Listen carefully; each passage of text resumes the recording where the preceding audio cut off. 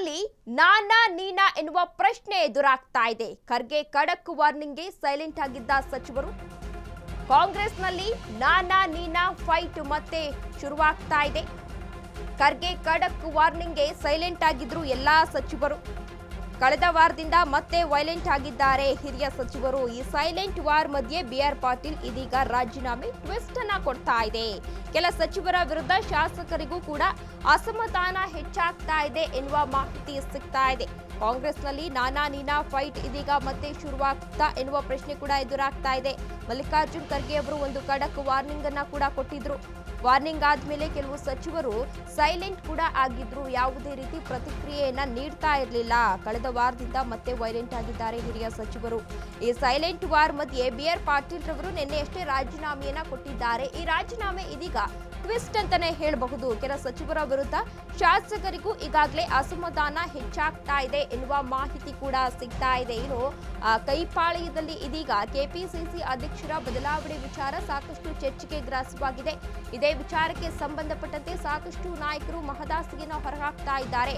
ನನಗೂ ಕೂಡ ಅಧ್ಯಕ್ಷ ಆಗಬೇಕು ಎನ್ನೋ ಆಸೆ ಇದೆ ಎಂದು ಸಾಕಷ್ಟು ನಾಯಕರು ಈಗಾಗಲೇ ಆಸೆಯನ್ನ ಹೊರಗಾಕ್ತಾ ಇದ್ದಾರೆ. ಜೊತೆಗೆ ಪರಮೇಶ್ವರ್ ಸೇರಿದಂತೆ ಸಾಕಷ್ಟು ನಾಯಕರು ಇದೇ ವಿಚಾರವಾಗಿ ಪ್ರತಿಕ್ರಿಯೆಯನ್ನ ನೀಡಿದ್ರು. ಸತೀಶ್ ಜಾರಕಿಹೊಳಿ ಕೂಡ ಇದೇ ವಿಚಾರವಾಗಿ ಪ್ರತಿಕ್ರಿಯೆಯನ್ನ ನೀಡಿದ್ರು. ಬದಲಾವಣೆಯನ್ನ ಮಾಡಲೇಬೇಕು ಎಂಬ ಒತ್ತಾಯವನ್ನ ಕೂಡ ಮಾಡಿದ್ರು.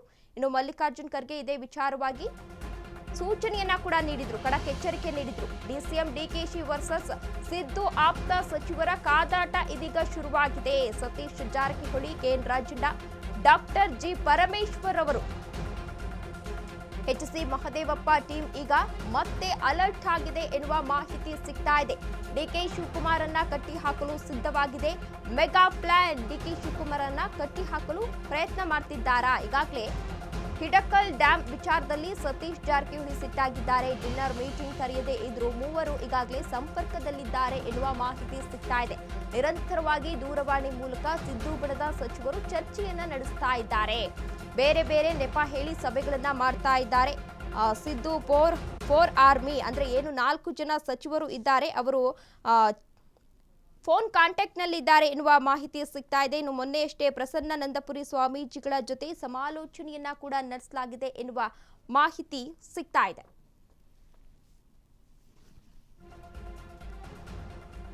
ದೆಹಲಿ ಎಲೆಕ್ಷನ್ ಬಳಿಕ ಹೈಕಮಾಂಡ್ ಭೇಟಿಗೂ ಪ್ಲಾನ್ ಅನ್ನ ಮಾಡಿಕೊಳ್ಳಲಾಗ್ತಾ ಇದೆ.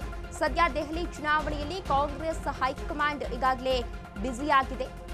ಚುನಾವಣೆ ಬಳಿಕ ಡಿಕೆಶಿ ವಿರುದ್ಧ ಚಾರ್ಜ್ ಶೀಟ್ ಸಲ್ಲಿಸಲು ತಯಾರಿಯನ್ನ ಮಾಡಿಕೊಳ್ತಾ ಇದ್ದಾರೆ ಸಿದ್ದು ಟೀಮ್.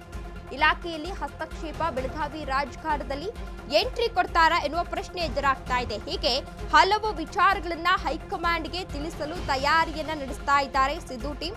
ಶೀಘ್ರವೇ ಕಾಂಗ್ರೆಸ್ನ ಎಸ್ಸಿ ಎಸ್ಟಿ ಸಚಿವರು ದೆಹಲಿ ದಂಡಯಾತ್ರೆ ನಡೆಸುವ ಸಾಧ್ಯತೆ ಕೂಡ ಇದೆ. ದೆಹಲಿ ಚುನಾವಣೆ ಬಳಿಕ ಕೈಕೋಟೆಯಲ್ಲಿ ಮತ್ತೊಮ್ಮೆ ವಾರ್ ನಡೆಯುವ ಸಾಧ್ಯತೆ ಇದೆ ಎನ್ನಲಾಗ್ತಾ ಇದೆ. ಇನ್ನು ದೆಹಲಿ ಚುನಾವಣೆ ಇದೇ ತಿಂಗಳು 5ನೇ ತಾರೀಕು ನಡೀತಾ ಇದೆ. ಜೊತೆಗೆ 8ನೇ ತಾರೀಕು ರಿಸಲ್ಟ್ ಕೂಡ ಇದೆ. ದೆಹಲಿ ಚುನಾವಣೆ ಇರೋದ್ರಿಂದ ಈಗಾಗಲೇ ಕಾಂಗ್ರೆಸ್ ನಾಯಕರು ಸಾಕಷ್ಟು ತಯಾರಿಯನ್ನ ನಡೆಸಿಕೊಳ್ತಾ ಇದ್ದಾರೆ. ಜೊತೆಗೆ ಆ ವಿಚಾರದಲ್ಲಿ ಈಗಾಗಲೇ ಚುನಾವಣೆ ಇರೋದ್ರಿಂದ ಅದರಲ್ಲಿ ಬ್ಯುಸಿ ಇದ್ದಾರೆ. ಆ ಹಿನ್ನೆಲೆಯಲ್ಲಿ ಇದೀಗ ಇವರು ಹಿಂದೇಟನ್ನ ಹಾಕ್ತಾ ಇದ್ದಾರೆ ಅಲ್ಲಿಗೆ ಹೋಗಲು, ದೆಹಲಿಗೆ ಹೋಗಲು. ದೆಹಲಿ ಎಲೆಕ್ಷನ್ ಬಳಿಕ ಹೈಕಮಾಂಡ್ ನಾಯಕರನ್ನ ಭೇಟಿ ಮಾಡಲು ಈಗಾಗಲೇ ಸಿದ್ದು ಟೀಮ್ ಏನಿದೆ ಅದು ಪ್ಲಾನ್ ಅನ್ನ ಮಾಡ್ಕೊಳ್ತಾ ಇದೆ. ಚುನಾವಣೆ ಇರೋದ್ರಿಂದ ಕಾಂಗ್ರೆಸ್ ಹೈಕಮಾಂಡ್ ನಾಯಕರು ಬ್ಯುಸಿ ಆಗಿದ್ದಾರೆ. ಇದೇ ತಿಂಗಳು 5ನೇ ತಾರೀಕು ಚುನಾವಣೆ ಇದೆ, 8ನೇ ತಾರೀಕು ರಿಸಲ್ಟ್ ಇದೆ. ಆ ಹಿನ್ನೆಲೆಯಲ್ಲಿ ಇದೀಗ ಹಿಂದೇಟನ್ನ ಹಾಕ್ತಾ ಇದ್ದಾರೆ ಸಿದ್ದು ಟೀಮ್.